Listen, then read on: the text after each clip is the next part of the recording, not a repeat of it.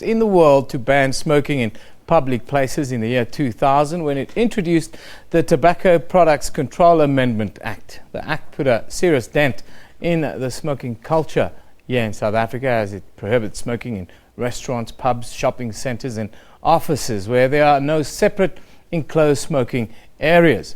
The South African smoking laws were tightened even further in 2009 when the government banned smoking in partially enclosed public places such as covered patios, verandas, balconies, walkways and parking areas, as well as smoking in cars where there were children under the age of 12 present.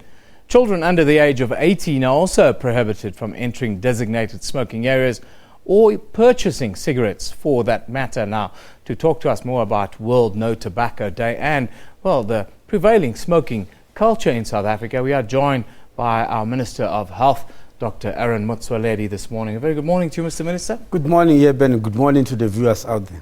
Always very good to have you with us. World No Tobacco Day is a day when we reflect on the bad habits and the sin taxes that we pay so freely in South Africa. But let's look back at the legislation that you yourself had a lot to do with implementing over the years. Tell us about the effect that the Tobacco Products Control Amendment Act has had on the reduction in smokers in South Africa.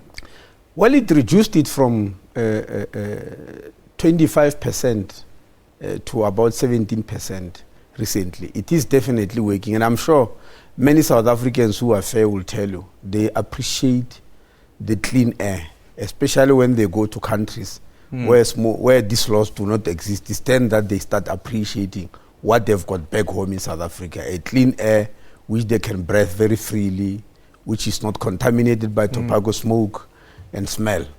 Would you from here on forward be lobbying for restrictions to even be tightened a little bit more on smokers and smoking? Yes. Oh yes.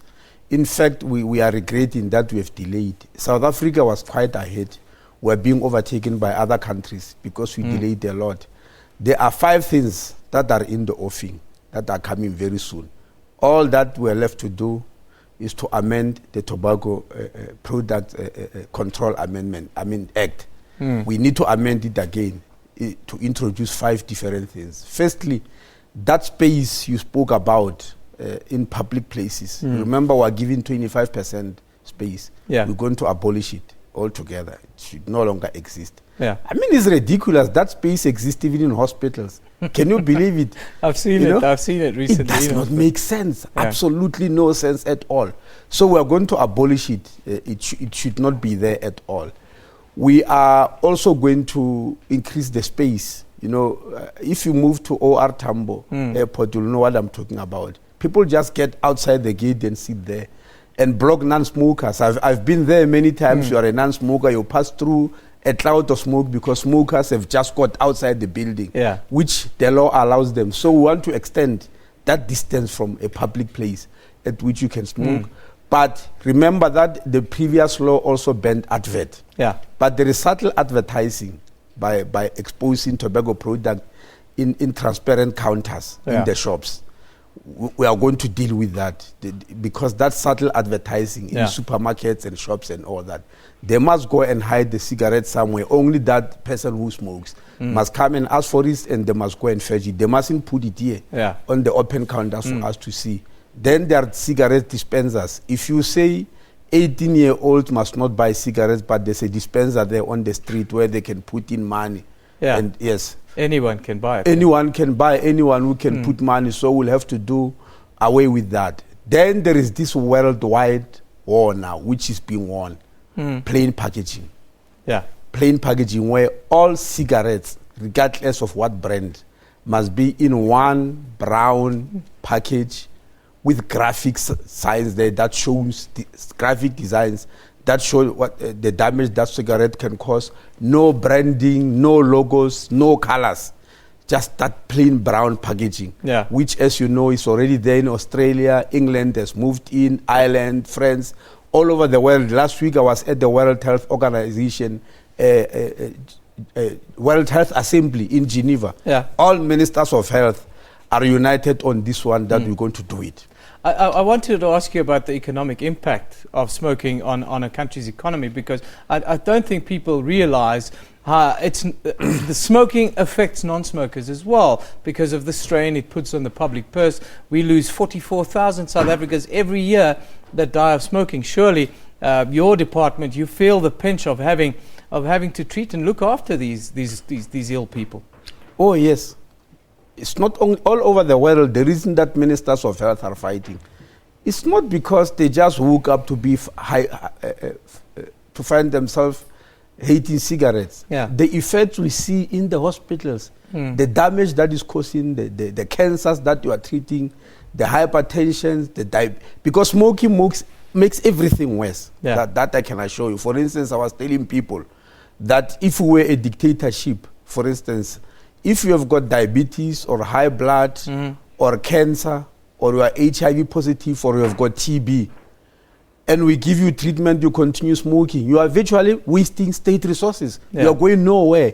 If we're a dictatorship with no rights, we'll tell you straight, we can't give you treatment because it's a waste of time. And I'm repeating, I mean, if you have got diabetes, you've got high blood pressure, you have got cancer, you have got TB, you're HIV positive, you have got all these ailments, and we are putting you on treatment, you continue smoking. Yeah. It's a waste of time, waste of resources. You're virtually doing nothing, and why should we go on with it? You become a burden to the public You purse. become a burden to the public purse. You destroy everything that we are building. I want to ask you about the new phenomenon. We've seen e-cigarettes now becoming very popular. They're even advertising and this kind of thing in shopping centres and so forth. Well, what are we going to see happening to e-cigarettes in South Africa? The latest research shows that it's maybe even worse than cigarettes. We are looking at it very carefully. In the last framework convention on tobacco control of the World Health Organization, which was held in South Korea quite recently, in Seoul, yes, quite recently, the decision was that we need to package e-cigarette as just any other type of cigarette, because there's a trick here. Some e-cigarettes have got nicotine, which means they are just as bad as cigarettes. Others do not have nicotine. Now, that's a trick by industry. They are saying governments must only deal with that which does not have nicotine. Which means, as a minister, I must now spend money to find out which one does not have nicotine. So the decision around the world and ministers of health is that do away with everything. It's not our job. It's the industry's job. Because there's also belief that which has got no nicotine is introducing youngsters to smoking. When they start catching it, the next level is to go to the real cigarette. The gateway drugs we're talking about. In conclusion, Mr. Minister, what's your message that you're giving to our viewers and South Africans in general? Our message is that cigarettes have got no place in modern life. In fact, if you check all around the world in recent days, the big cigarette companies, despite their huge resources, have never won any court case. Whether the court case is in Australia, whether it's in Ireland, whether it's in the UK, the judges are agreeing with us based on the information we put on the table. So smoking has got no place in modern life. In fact, let me tell you this. In 2011, before the high-level meeting of heads of states, which was going to be held that same year in September in New York, about the non-communicable diseases, we met as 90 ministers of health in Moscow, in Russia. And we wanted to pass a decision that United Nations must adopt, that by 2040, there should be no smoking in any part of the world. We have not yet done away with that. We have not won it, but we have not shelved it. It's still on. And from the act we are seeing, you can see that we are moving towards there. And I'm very confident within my lifetime, there will be no smoking anywhere in the world. We're going to defeat it. I thank you for joining us. Tough words, strong words from the minister, very difficult for those. And smoking, I can tell you, is one of the most difficult drugs to overcome. Nicotine is, no doubt about that. Mr. Minister, thank you once again for joining us. That's the Health Minister here in South Africa, Mr. Motsoaledi, talking tough on smoking.